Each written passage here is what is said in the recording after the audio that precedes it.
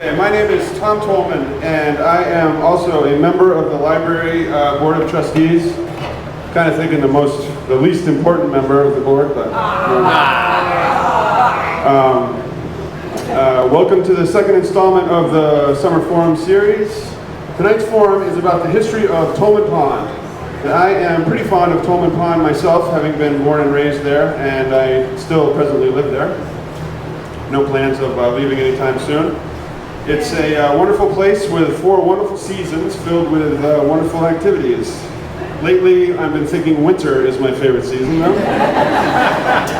Tonight's speaker is my mom, Karen Tolman, who has lived at Tolman Pond for, I believe, 44 years, and is basically the main reason that it survives the way that it does to this day.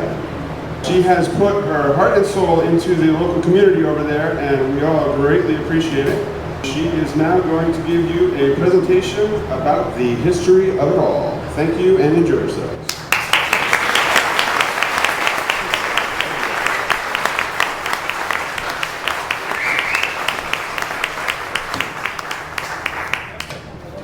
Wow. Thank you for coming, everybody, on this hot, hot night, and I warn you that I'm totally out of my comfort zone up here, but I'll do my best to talk about a place that I've now known for nearly 45 years, ever since I... Good? All right.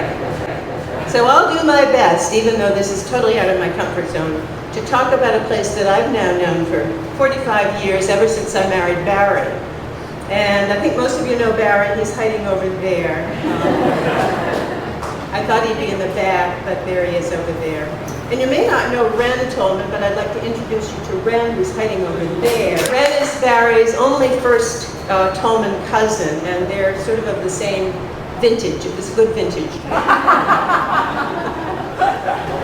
So when I married Barry, I also married this place we call Tolman Pond because, like an appendage, it simply came with him. And there are others here tonight who do a much better job up here because they actually lived part of these times I'll be talking about. So I hope we'll have a chance to hear some of their lively anecdotes, as one of the press releases said. And I don't know who wrote that. I think Laurie probably did. But my presentation is a bit more about the historical background of Tolman Pond. So I met Barry, a little bit about me first, in 1967 at a barn dance, what we used to call square dances in Dublin, New Year's Eve party. Dublin's my hometown. And this is relevant only because Barry called me a couple of days later to ask me out on a ski date. And as you'll learn, skiing is a big part of Tolman Pond's history. And in fact, I need to start running this.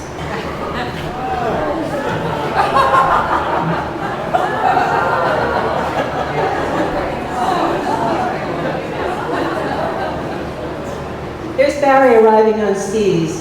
You can see the little guy in the air. See his skis? There he is. He's got his spill cap on.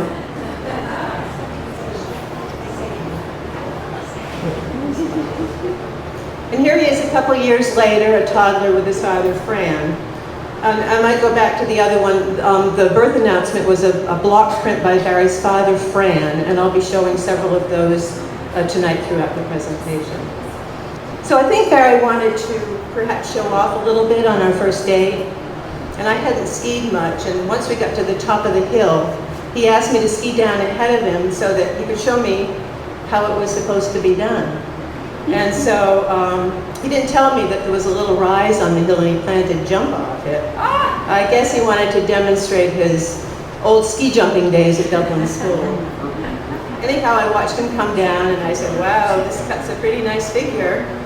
And then he soared off that little rise, and I kid you not, right in front of me, both skis fell off midair. That was our first date. And then a few years later, this little guy was born. Oh, cute. The 7th generation Nelson Tolman, 6th generation Tolman Ponder. And now, 42 years later, as he said, as a trustee of the Nelson Library, he asked me to talk tonight. And so how could a mother possibly refuse his face?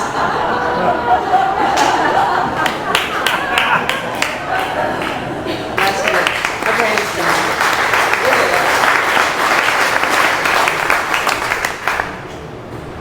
So Mom and Pop Tolman, I've put together this PowerPoint using the photographs that we have to help tell the story of the business that grew from the boarding house that Mom and Pop, who are Barry and Ren's grandparents, began at least 100 years ago and ran into the 50s or perhaps even later. But first to further set my stage, I came onto the scene in 1969, and you'll look at the best man here. Whoops, wait a sec, we gotta go back. Wait. Here's the best man. How do I do? And anyway, unlike me with nary a dowry, even though I came from Dublin, Barry, as I've said, came into our marriage with this appendage, a whole host of wedding presents to share with me, and things that were already pretty well settled into life at Tolman Pond, where we were going to live. And foremost, 3 wonderful children. There's Bee on the left, and Ebenezer and Stacia, who's here tonight. And then we added Tom to the picture, all to grow up happily together.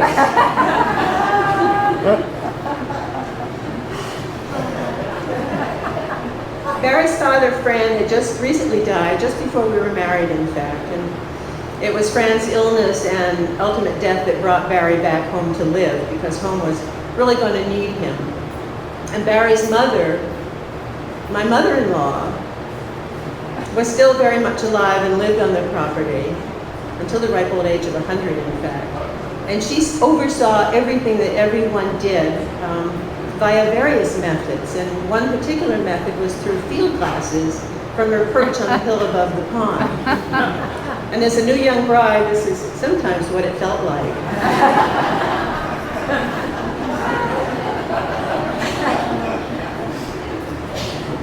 So Barry had also inherited 7 tenant families in their camps, and we still have 5 of them. And it was his task now to pretty much help manage those camps. And so here they are. Some were pretty rustic, small cabins built in the 1920s, but somewhat upgraded by these pictures, built around the pond, back in the woods, in which the same tenants had been summering for a long time, and in some cases, generations.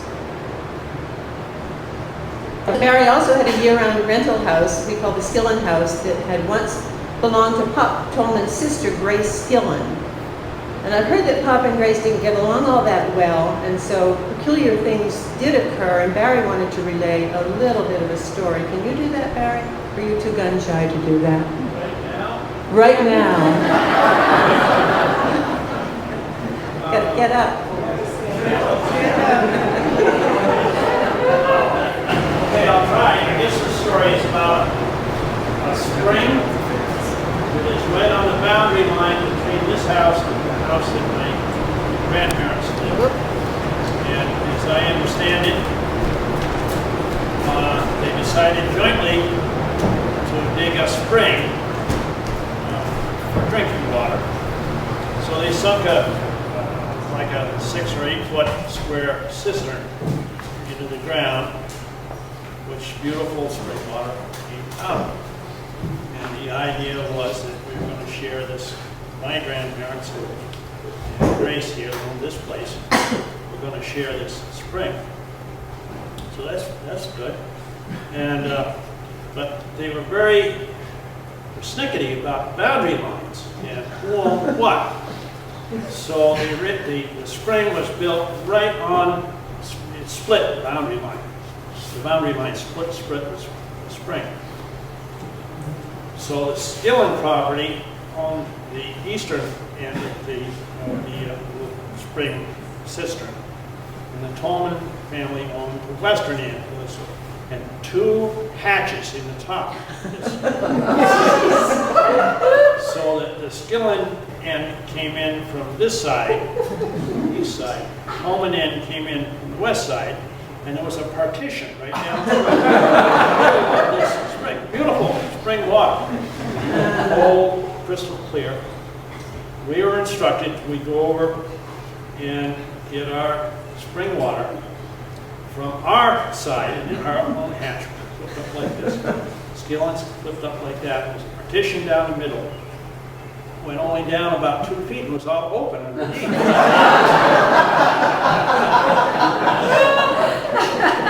Never do, forever. Skillet water and Tolman water might taste the same. I guess that's the story.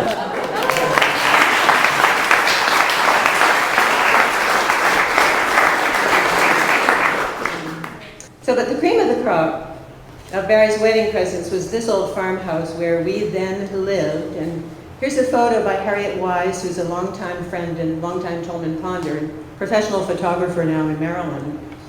And she made this postcard to help us celebrate the farmhouse's 200th birthday. Now, Rick Church, is Rick here? Rick Church has, one of our town historians has, let's see, we celebrated that in 1991. And Rick Church, one of our town historians, recently questions that date based on his deed research. But sorry, Rick, we had already celebrated with party and parade. We dubbed it Our Lady of Perpetual Maintenance.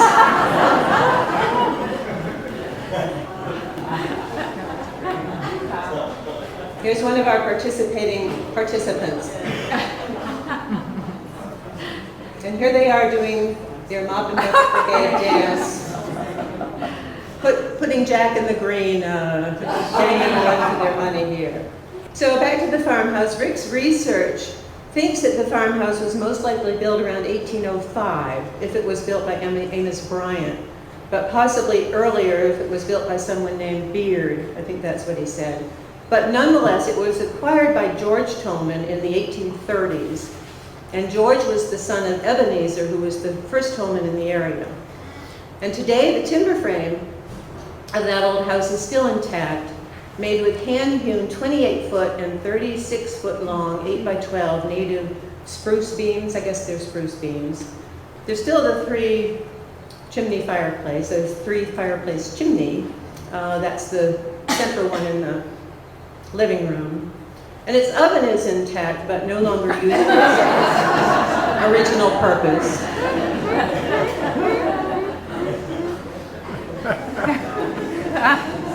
That's done. And we think that the clapboard, there may be one original window in the back. It's covered with a storm window, and we think that the clapboards under the porch may be original. They are attached by wrought iron nails, which may in time help us narrow down the actual construction date. So the farmhouse had over the years become a patchwork quilt of construction, evolving from home to boarding house and eventually to its present 3 apartments, having converted sheds. I think all this middle part here was sheds, having converted them into living quarters in order to enlarge the capacity of it as a boarding house. When we were married, the little apartment up here was rented to Walter Campbell, an architect from Boston, Cambridge, who came up on weekends. I think his son and daughter-in-law are here tonight. The bottom here, what we call the ski room, was rented out to a couple of various families in the summertime, and then we took over the rest of the house here. Today, Tom and Larissa live in the rest of the house. And Kirk lives in the apartment upstairs. And he's performing next weekend. I think he'll take his horns off. In 1969, it seemed as though everything was in need of repair.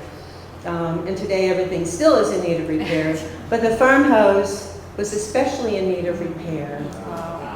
And here's the backside of the farmhouse in the early 1860s. This is a J.A. French stereoscopic slide. Pretty ragged. And here's the front of it.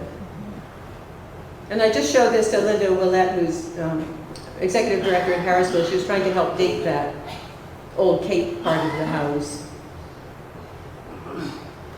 And this is a landscape from the top of the hill above the farmhouse. This is Herd Hill. Whoops, wait a minute. Herd Hill here, and that's Tolman Pond down here. and Harrisville Pond here, and all facing due south towards the mountain. That's all grown up now. We've gained a little over the years, and here are some wonderful photographs of the farmhouse showing a little of its evolution.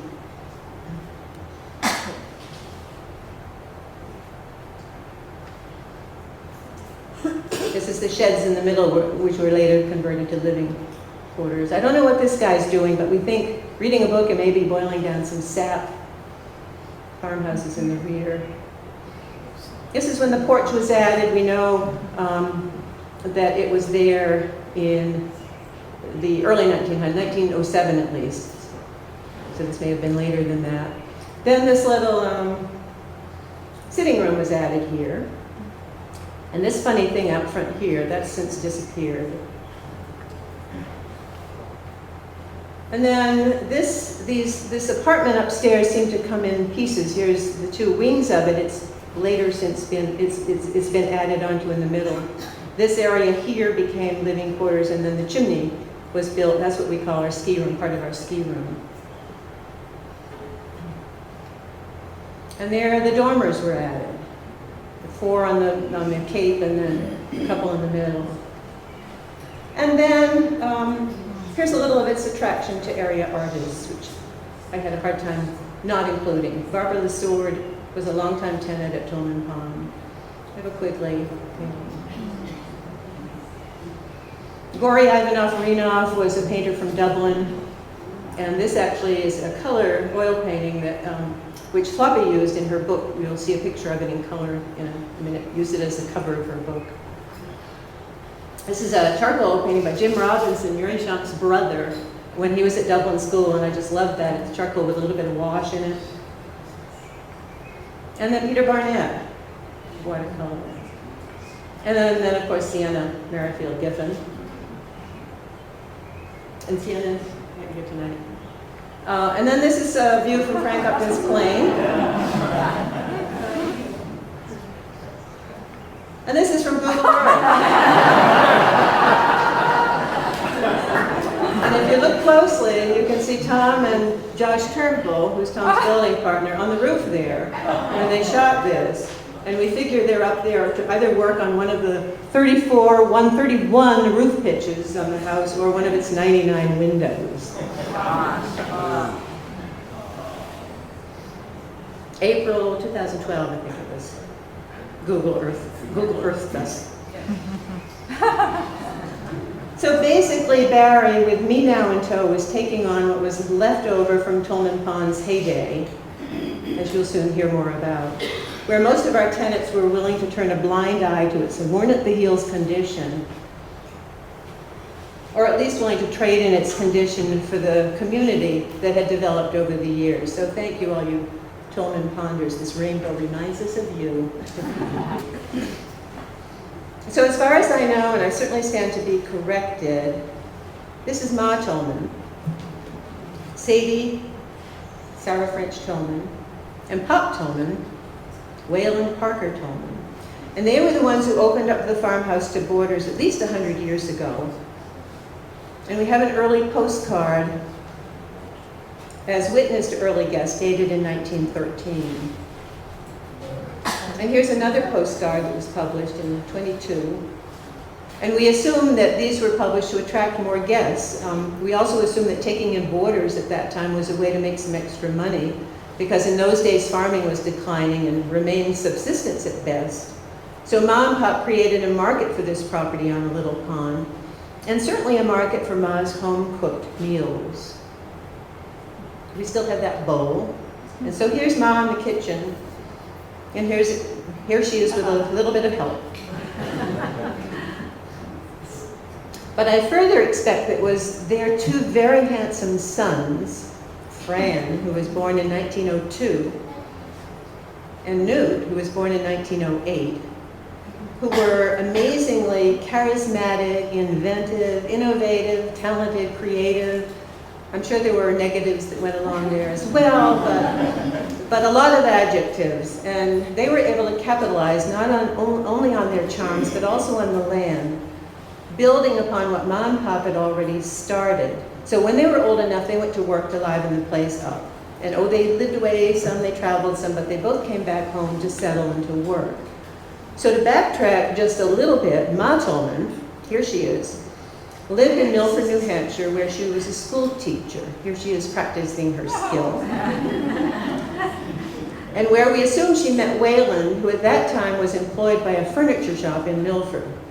And they were married in Milford on June 23rd, 1896. And that very day took, quote, the last train from Boston for Keene, arriving in Harrisville about 6:15 p.m. Thence they were conveyed by carriage to the residence lately occupied by Orson C. Tolman, who was Wayland's father, which they proposed to make their future home, end quote. So Orson, here's Orson, and here he is in younger days, was a Civil War vet. And Emily Parker Tolman, with her grandson Fran, who's Barry's father, had lived in Manchester where Wayland was born, but moved to Nelson, where they were promised the farm by George Tolman, Orson's uncle, in exchange for taking care of him for the rest of his life. So all of George's children, at least 6 evidently, had previously died or moved away. So it seems that Wayland and his new bride Sadie were moving in with Wayland's folks to help run the farm. And so eventually Wayland ended up owning the farm when his mother died in 1910. And so Ma became a farmer, something she'd always evidently wanted to be, and a farmer's wife and a mother. And I'm guessing this is a little bit of an aside, but I think it's significant as a teacher that she met Wayland's uncle, Francis Wayland Parker, who was a Civil War vet and a renowned educator, a lieutenant colonel named Francis Wayland Parker, Emily's brother. And here he is. This is a lithograph we have of him that was inscribed to Ma and hung in the farmhouse. The inscription, unfortunately, has been water damaged, so it's no longer there. But Wayland, Pop Tolman, obviously had been named after him, Wayland Parker Tolman. And Ma's oldest son was also named after him, Francis Wayland Parker Tolman. So who was this guy? Yeah. So this is perhaps an indication of the influence that he may have had on Ma, especially when she became a mother. And incidentally, here are 2 grandsons, Wayland, you just met tonight, and Francis.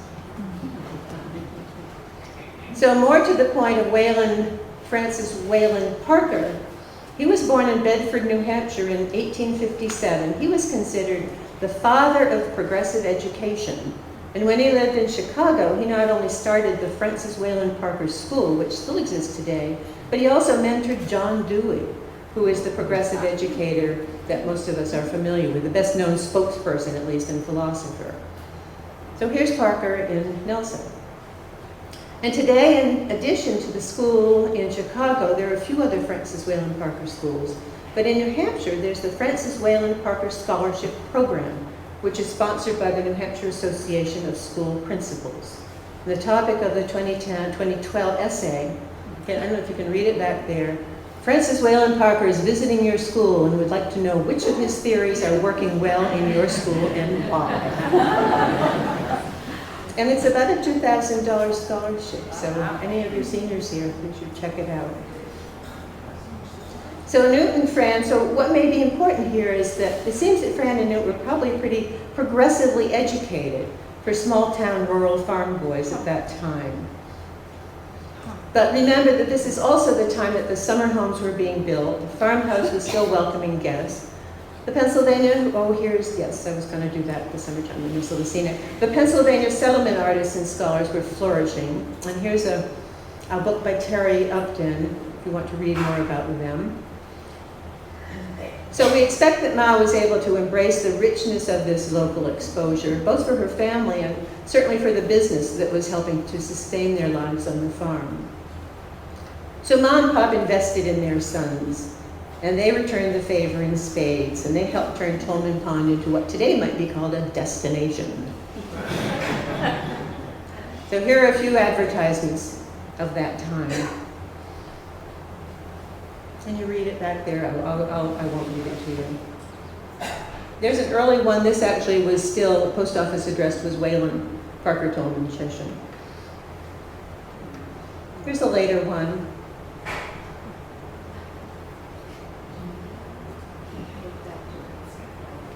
And even a later one, this is a poster like this. This is the top half of the 4 seasons of the year, which Tom mentioned. And here are the seasons, spring, fall, winter, summer. This is quite a fancy poster that they put up. So when Fran and Newt became young men, the farmhouse quickly became a gathering place where both entertainment and good food were plentiful. The good food continued to come from Ma's frugal gourmet kitchen. Mary Shaw, you spent some time in that kitchen. Many an hour. Many an hour, learning Mary makes the best bread, and you learned it from I that. had to cook these out of the cold room and take these to the refrigerator. And the entertainment mostly came from Newt and Fran, who by this time, or shortly thereafter, had married equally handsome women. Here's Floppy and Fran. And Newt and Beth. I don't know who the woman, Ren, do you know who that woman is behind them? Sophisticated, no. Sophisticated, educated, urban women who married and moved to the Nelson Woods in the late 20s for Beth and early 30s for Floppy, and who surely added a grand element of style and beauty, and certainly a few more helping hands. Each couple had one son.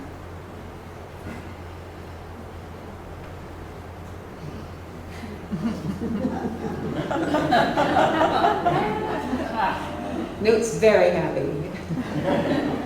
And I'm sure the addition of 2 healthy boys kept everybody's enthusiasm pretty strong.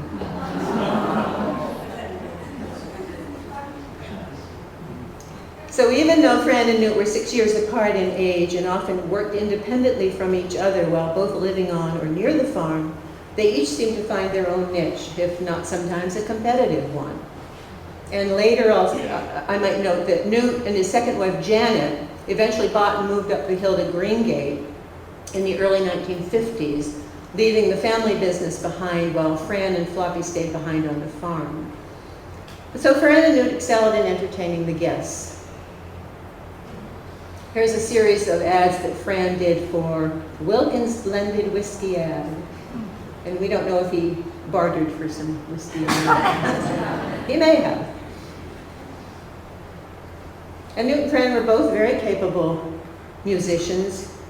Ma had invested in music lessons for them. And they were involved, if not instrumental, in the dances that still exist right here today in the town hall. Newt played the flute.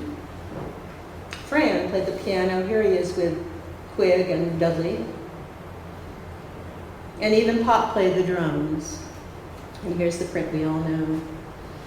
Some years later, Newt collaborated with Kay Gilbert in writing the scores to over 60 tunes.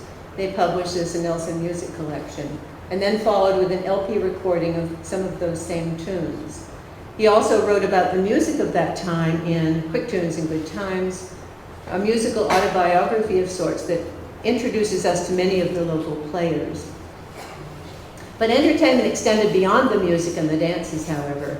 They played and they gave tennis lessons. They built a tennis court, building on earlier traditions of playing tennis on the lawn in front of the farmhouse. Here's some lawn tennis. Get those tennis dudes. You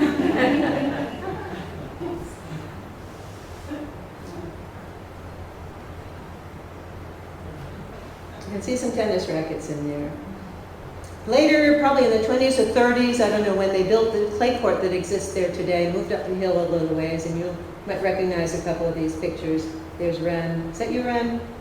Barbara or Fran? I don't know any of the others. That was Newt and Janet. Newt and Janet there. Yep. Here's the kids waiting on the sideline. That's John Smith, although he claims he never played tennis. He's just there for the fun.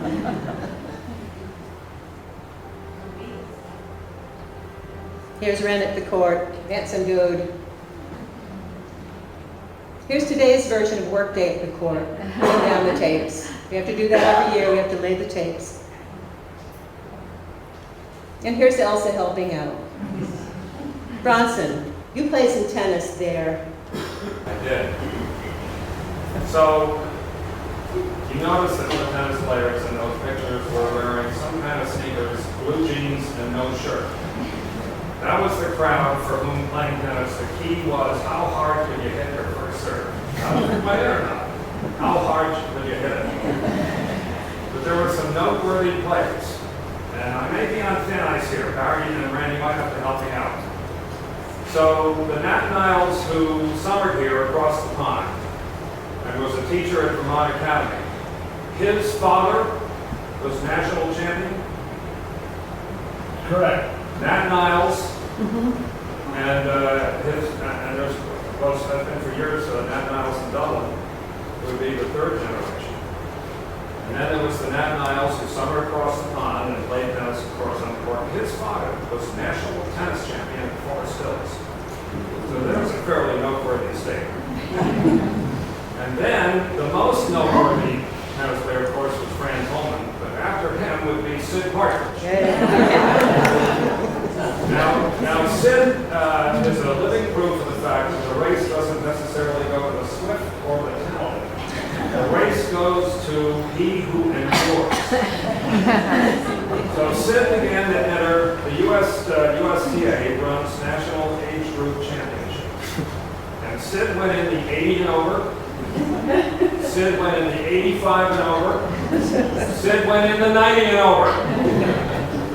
And one remark about the whole thing that I can remember is that he said that it was not unusual to arrive at the tournament and find that your seating had improved several notches. And you had died.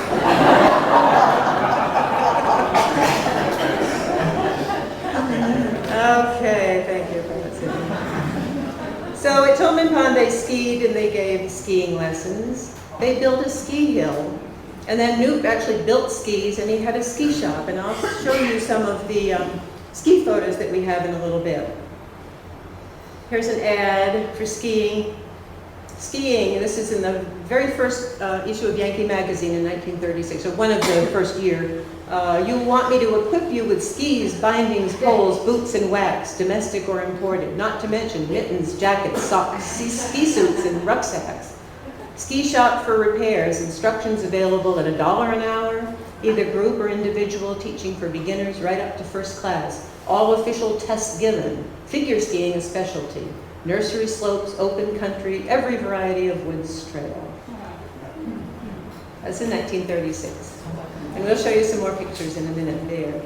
So Newt also tapped maple trees and he built a sugar house. Boiled down the sap, he built a sugar house.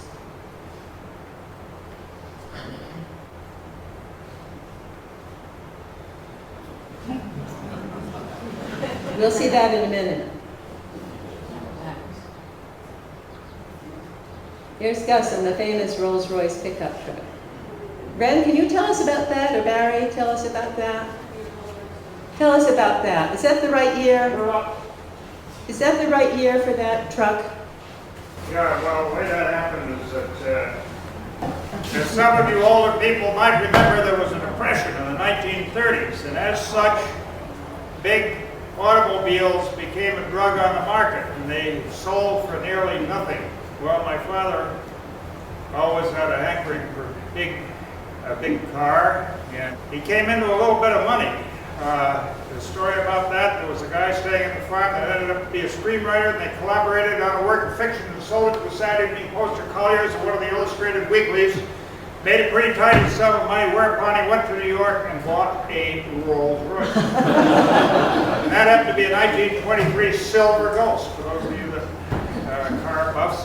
All right, so that was the first one. This was the second one. This is 1929, actually, Phantom 1. So he drove that up to the war, and then, of course, gas shortage and all. Neither Newt nor Fran went into the war. They were too old, so Newt took up farming.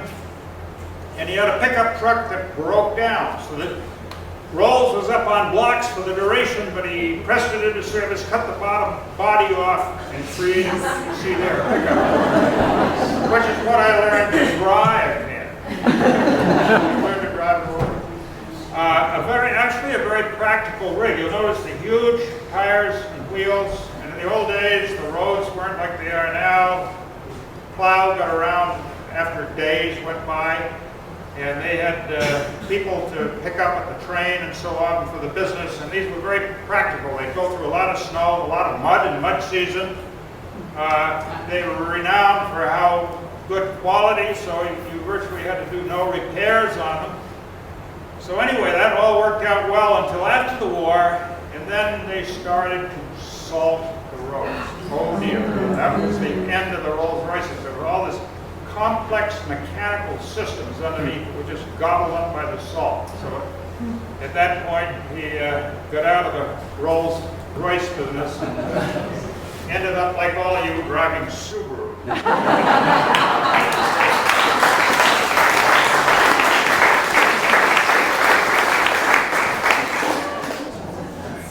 Okay, Fran and Floppy.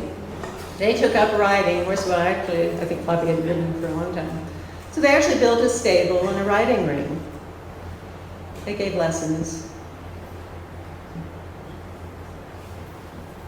And I don't think they ever jumped, did they, Mary? But this is a wonderful drawing that Fran did. And they both guided for upland game, and they both trained bird dogs. Fran converted the stable into a kennel for his bird dogs, and they each had their own hunting clientele. Here's Newt with his pointer of the day, and Fran with his dog. And here's Fran and some of his clients, and some of his later clients, and I think one is actually here tonight. That guy there, Dix Campbell, is here tonight, and he might have a little bit to contribute to hunting with Fran. Hunting often was all about numbers, and I got more than you did, so on and so forth. That was a very high point. It was the first time that 4 hunters, all together, Fran, my dad, my younger brother Charlie on the left, me on the right, all got our limit on woodcock. And you'd think that would be a real high point of the day. Nah. Fran had discovered a greenhouse abandoned in the woods. And we opened the day shooting the hell out of it. And then we prepared to the usual lunch, which was always wonderful. Despite the fact that Floppy was what would we call today mathematically challenged.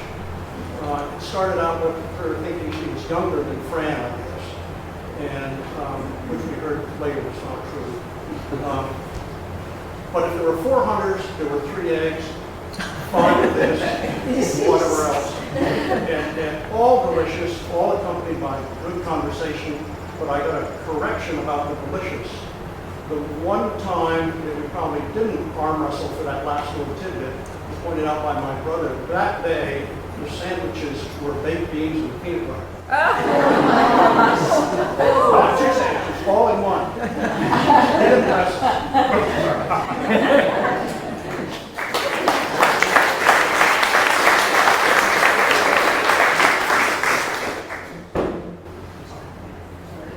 Okay, and having a little pond in the place, they swam. This is Nancy, the sword, and her dog, Yubi. Wonderful picture. And they boated, an old boating postcard. Unfortunately, Fran, when he was a state, or his father, when he was a state legislator, passed a bill that banned motorboats on Tolman Pond. It's shallow anyway, but so we boated in rowboats and canoes.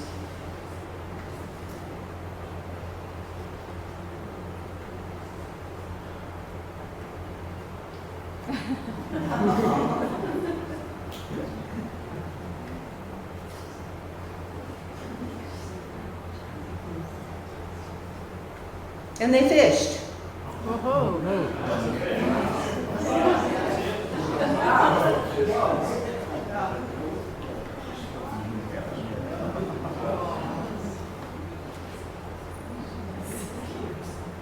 I think this was at Spoonwood, right? This is Ren and Barry and Newt and Fran. I don't know who the woman is on the right. And Fran even tied flies, and I think one is still replicated today as the Tolman Tight, or the Tolman, there's also something called the Tolman's Granite Laker, and I don't know if that had anything to do with Fran or not. So they also, oh yeah, there's a wonderful block print by Fran. Horn pouting. There are no horn pout left. And they ski-jored. And we liked it so much, we put the old bombardier to work and ski-jored a little bit. And they skated, and I think we know some of those folks here. I think we know that guy, Dave. Dave Paddock, there you are. Ren, Barry, Fran, is that Susie Paddock? So we skated too. And this actually, not a great picture, but I included it because it was taken in 1971 or 2, the day after Thanksgiving. Wow. And now we don't get ice until January. And they snowshoed, as further evidenced by the snowshoes hanging in the barn. And then they built the camps I spoke of earlier. There were, I think, 10 at one time. We still have 5. 4 of which are still occupied by the extended families of those earlier tenants. I think some here tonight. And here's one here tonight, Georgia. She's on the right there. Who's here tonight? Georgia's grandchildren are now this camp's 6th generation, the Vincent camp. And they visit as much as they can. And here's Clark Muller, the little guy there with his sister and father and floppy driving, and Clark is here tonight. Where's Clark? There he is. Whose parents once and grandchildren, children, and his wife, of course, now very much enjoy Tolman Pond. And here's who I thought was Mary. I guess it's Brooke, her sister. It's such a great picture, I had to include it. And Brooke's mother still spends her summer on Tolman Pond, and her sister and her nephews still come to Tolman Pond. And in fact, where's Marty? Her grandparents came to Tolman Pond. Not to Tolman Pond, to Hardin's. And when we started off, my parents started coming up to one of Ethan Tolman's, one of his father, Gordon Tolman's camps that they shared with Walter Hall. Some of you might have known Walter Hall in the old days. And then we moved to one of Roger Tolman's camps, Harvey's father. And then we moved to many different places. And Tolman Pond. And this was This is the one we tore down. Yes, exactly, where your house is. Where our house is now. Yeah. So additionally, the camps didn't have any plumbing, we're told. So bathing, probably in the pond, but possibly here. Or here. And meals were taken at the farmhouse. And it wasn't unusual for Ma, in her sitting room, many of you probably visited her there, and her trusty helper, Mabel Curtis, and you'll hear a little bit more about Mabel in a minute, to feed as many as 30 or 40 people at a sitting. And I think they ate pretty well. And here's, I don't know if this was really a Sunday dinner, but it's a great photo. But this is a dinner inside, and I can look at, I see Mary there, Kitty, Ma Tolman, Ren, Bobby. Is that Schuberg? Where's Lynn? Is that Schuberg? Hallie up there. And I might also look at, Fran had a habit of painting on walls, and unfortunately a lot of those were not salvageable. The wonderful murals that he painted. So the family also hosted a 4th of July picnic for the neighborhood, which continues today.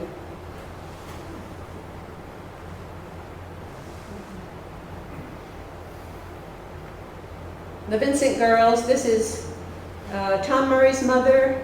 Tom and Linda are not here tonight. And Georgia, your mother, Bill, Judy Waterston, she may not be here. Her mother. Anyway, the Vincent girls all have family living in the area still today.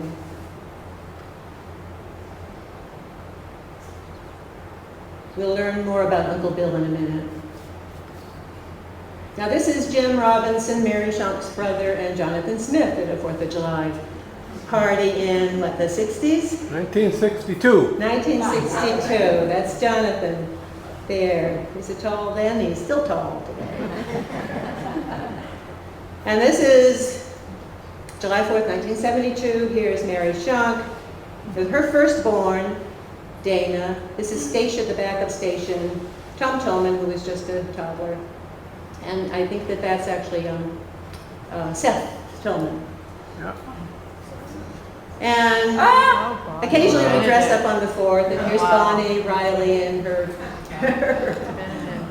Nigerian friend, Benedict. And Floppy liked to dress up with her famous bowler hat, derby. And this was the red, white, and blue year, 1976. Tom was leading the parade. He was a couple years old, and he was towing this wagon, in which, I think this was the beginning of the Nelsontown Band, right, Dave? Here's Dave, inspiration behind the Nelsontown Band. Harry Suttonfield, B, and one of the Sanchez girls, and then Newt on the penny whistle behind it. All dressed in red, white, and blue. And then July 4th canoe, sorry, Margaret. We often have a canoe race. I think this is George Riley. Isn't it? Is that George Riley? Yeah. I don't know what happened there. And a 2000 photo by Harriet Wise. Here's the old Plymouth that Barry had. Our son-in-law has it now. And here's Floppy. She was close to 100 then. And many friends that you'll recognize. And then a few years later, the same gathering.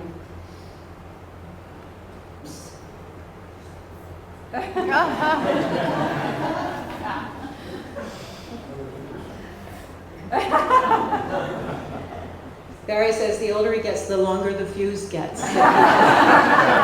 Longer time to get up and out of the way. And evening comes, July 4th, 2013, photo by Richard. So Fran and Newt and now their wives somehow attracted the guests into helping out. They were able to turn work into play. They were very clever at that. And so the kids loved to go on trips to the on-the-premises dump in those days where they could throw and break the bottles on the big rock over the bank, obviously before waste management. Everyone loved to help milk the cows and deliver the milk. Here's Harriet, she's our photographer. Bobby Curtis, Jim, I guess the horse. Anyone else you recognize? They'd fish for supper, help put food on the plate. They make ice cream on Sundays and press cider with Bobby Curtis and Foster Sisson. And Bobby Curtis, whose mother was Mabel, who was the woman who was Ma Tolman's right-hand man, right-hand lady, were quite an amazing couple, and Barry actually wanted to speak a little bit about them. I'll show Bobby later, who helped us out on the farm for many years. Now. I just want to talk a little bit about the Curtises because I think that it's remarkable what they did. These were people lived right over here. And when I first met when I was a little fellow, they lived in a shack on Osgood Hill, just the side of where the Islets live now. A shack is, to call it a shack is very complimentary. There's paddle boards with a hole. And they went to work for my family, my grandparents, Mabel and Bobby here. Bobby was a little fellow. And somewhere along the line, my grandfather, there was a piece of property over there for sale. And basically he bought it for him and said, okay, I'll buy this property, you move in, you work for us, Bobby and his mother, and until it's paid off, and then you own it. And they did. They worked 365 days a year, both of them, mother and son. No holidays, no Sundays, no 4th of July, no vacation, no sick time, no nothing. And they bought that property and paid it off. If there was, how the finances worked, I have no idea. But, and they were doing menial labor, she was washing dishes and peeling potatoes. Bobby was, as you see, swinging aside. Neither one of them drove. And they paid for that property in like, I think, 10, 12 years. And today, it's 100 acres, owned by like 7 different people, right over here on Henderson Road. And they did that on a handshake. There may have been some sort of a contract or something, but this was in the late 40s, early 50s. And pure and simple, handshake deal. I'll buy the property, you move in tomorrow, you live there, you work for us till it's paid off, and you own it. Pure and simple. Bobby and Mabel did that. And Bobby's brother, Graham, called him, and father, George, and along with they lived there. They didn't contribute much except a little local color.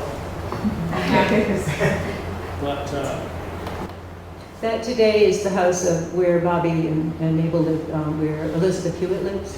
Now that was the house and all the property that the went. location. The location, yeah, not the house. She Yeah. and it included the property across the road where I think Bud and Kelly now own, across the state road where Ada owns. It was about 100 acres.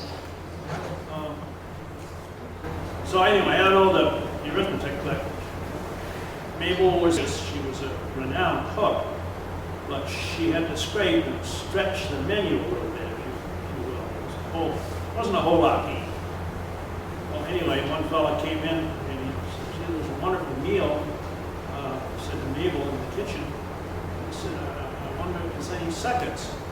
And she picked up a plug of stove wood and hit him over the head with it.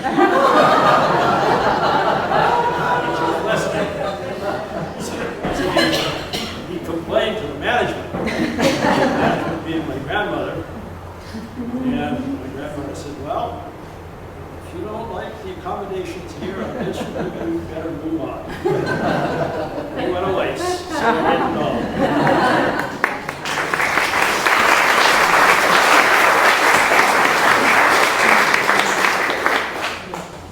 Thank you. So New and Fran were especially great storytellers. And while many old stories have certainly been lost through the years, many have also been written down a lot by north of Monadnock. Many of you have probably read. Our loons are always laughing. And Floppy actually wrote a book called Horse Fit Than Polish, collection of short stories. And more recently, even Wren has written a booklet about Newt's musical biography, Newt Tolman and the Haynes Flute. And in fact, here's Wren, we assume, playing that same Haynes flute, carrying on the tradition. And Stacia and I have written a few stories. And here's Mosquito Bush. This was written by Barry's father, and he and Fran depicted his storytelling through wonderful block prints and drawings with accompanying anecdotes. But when we read these stories, I have to warn you that the art of embellishment didn't escape many Tolman storytellers. But their artistic talents didn't end here. And in addition to Newt's musical legacy and his half-dozen published books, he continued to write prolifically. The Berkshire Eagle, the Boston Globe, the Atlantic Monthly, and others. And as well as carving his linoleum block prints, Fran, and this is interesting, this says that this exhibit was in the concert hall, which is the second floor of the old schoolhouse. Fran also painted signs, and that was a WPA project. He decorated a few walls when he had a chance, a few doors. This is a door in the upstairs of the farmhouse. And Fran was actually the first art director of Yankee Magazine in 1936. And Beth, Newt's first wife, Fran's mother, recognized the value of local art, I guess, and opened up a gift shop, which is hard to see here, but it is there on the front lawn across from the farmhouse. And she also co-authored the country dance book with the renowned square dance scholar Ralph Page. And Beth was the first associate editor of Yankee Magazine in 1936. Yankee Magazine started in 1936. And Janet, Newt's second wife, was not only a fine upland game guide, but a very capable fine arts painter. My favorite. And she gave some painting lessons. And Floppy excelled in bookbinding, framing, and making her confabulations, small sculptures from bits and pieces of found objects. And in addition to more spit than polish, she also wrote many stories, poetry, doggerel, that have been collated into a notebook we call her Flopology. With many thanks to Susan Lord, who's here, for collating that and coining its title. So Stace was going to give us a sample of what's in that Flopology. Aren't you? Can you? Sure. I actually don't think I've seen Flopology. You haven't seen it, but you know what's in it. Yeah, but there's a gene in my family for doggerel, and so I'll give you a sample of her doggerel. And this, she wrote this little poem on a big sign on the very first Earth Day in 1970. So she was moved to contribute to saving the planet by writing her doggerel on like big slates and hanging them in the trees on the Tolman Pond Road. So let me think of one. Of all God's creatures, only man throws away the rusted can. Even the retarded rabbit doesn't have this nasty habit.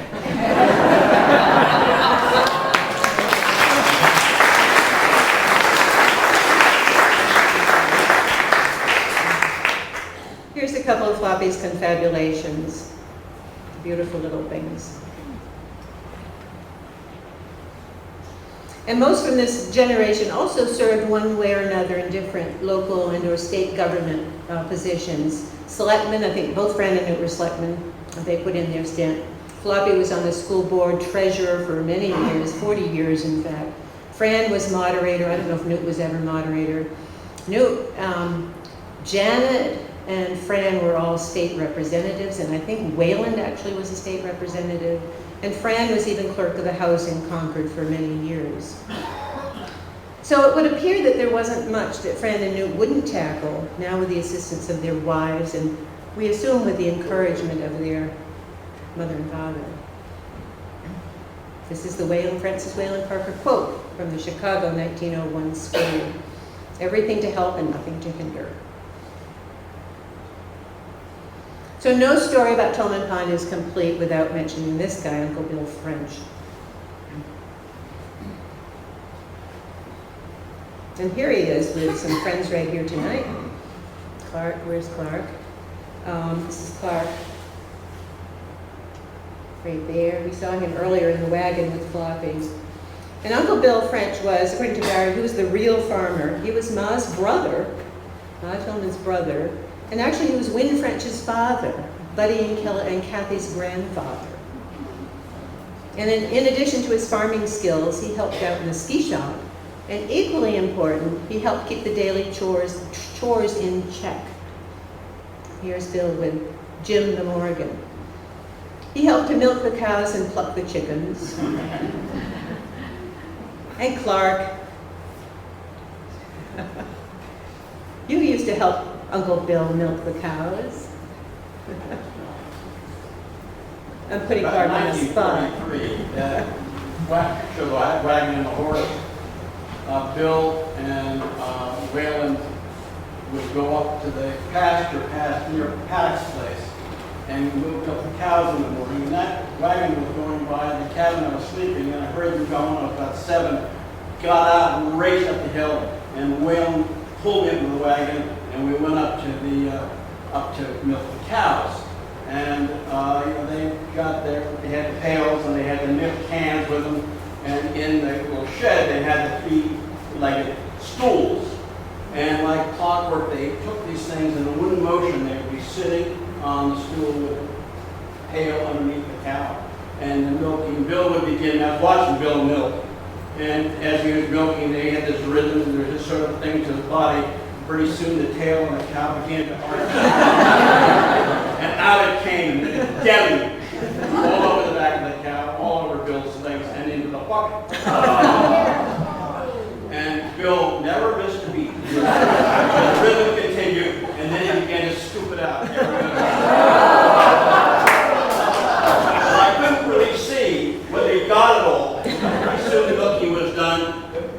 poured into the cans, the tops were put on, we went back to the farm, and it was poured into the cream separator, and then poured them off there. The next time I saw that milk was that evening in that great big dining hall with this big picture of white milk.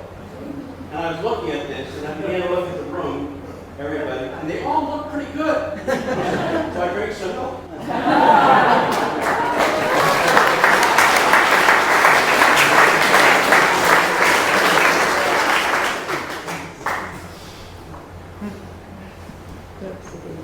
So another chore that Bill helped out with was getting in the cordwood. And these are some early photographs we have of getting in the wood. This one here, I want to remark. Got some foresters and loggers here in this area, in this room. See the sled underneath. And then Dave, have you ever seen that stick that they bent over like that? A couple of them to hold the logs up. Ever seen anything like that? I never have either. I just saw that the other day. It really caught my eye. Okay, here's Bobby Curtis. That's the wood that they burned in the farmhouse in the winter. How many cords? 35. And that's Bobby. Or his farm back right there. That's right. And then they got in the hay. Here's Bobby again, and is that Foster and Frank Upton, I think, in the front. No, that's mine. That's Pops? Okay.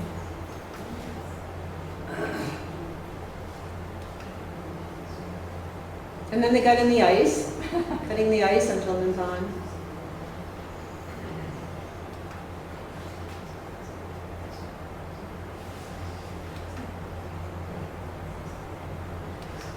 And then they went skiing after all that work. And Howard Clark is here from Harrisville, who actually skied on the hill.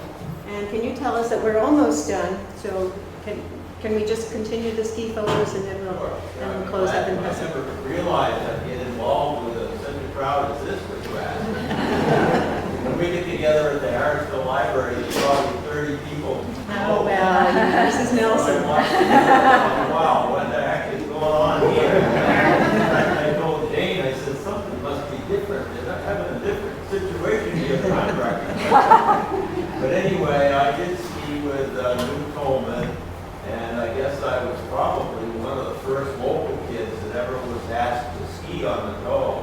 And it was an old Model A motor, I guess, that ran the ski toe. It was a rope toe. And Newt became a tremendous skier. And the first time I ever saw him come down the hill, he came down going forward and then backwards and forward, and then skis turned up on the whole thing. I had never seen that before. That was really something for us, especially a little kid from Harrisville, you know. And the other thing, I'll make it short because it's so doggone hot. And I didn't realize it was going to be such a wonderful, wonderful presentation, Karen. This is really great. But to make it short, I became quite friendly with Newt and Jan. They invited me to dinner, and they also invited me to ride home in the back of the Rolls Royce with two huge big dogs sitting all over me and licking my face. All I could do was see over the top of the, they have these glass dividers in the old Rolls Royce, and you couldn't talk unless they slipped them back and forth. Now, you may know, somebody may know more about that than I do. Was it Fran that told stories about the old Rolls Royce? I happen to be in one that seemed to be a lot newer model than what you were exploring here on these pictures anyway. But it seemed like a tremendous car to me, and I was probably 6 or 8 years old. And that's all I can say. Thank you.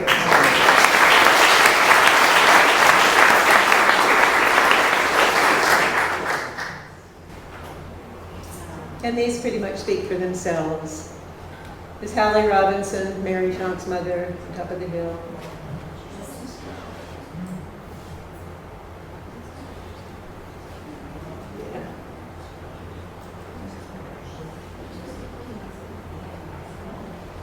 But this is how they used that photograph to make a ski brochure for the Monadnock region. Aaron, there was something funny about that brochure, because my mother didn't ski. From Iowa. And I know that Dan and Eleanor, at Frank's West at that time, were just absolutely gorgeous, had all the gorgeous ski sweaters, and the photographer was to arrive, and they needed more people on the slopes, so my mother must have done something with us. We've gone up there, and her picture ended up on